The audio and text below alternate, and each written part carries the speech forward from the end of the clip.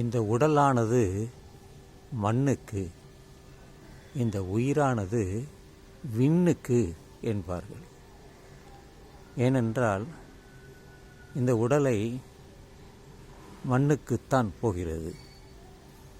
மண்ணிலிருந்து தான் எல்லா உயிரினங்களும்,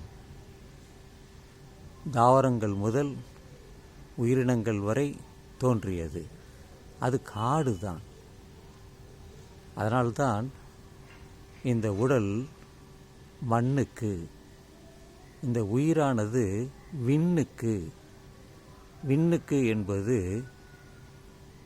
ஆகாயம், ஆகாயத்தில் இருக்கக்கூடிய காற்று.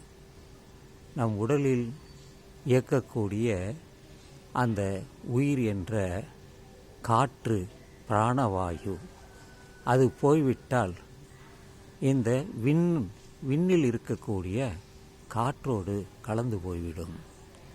ஐம்புலன்களும் அடங்கிவிடும், ஒடுங்கிவிடும் என்பதுதான்.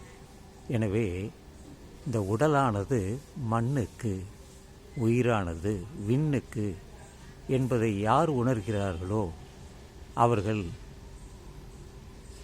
மனம் அமைதியாக இருக்கும், ஆனந்தமாக இருக்கும். அது எனது கருத்தாகும்.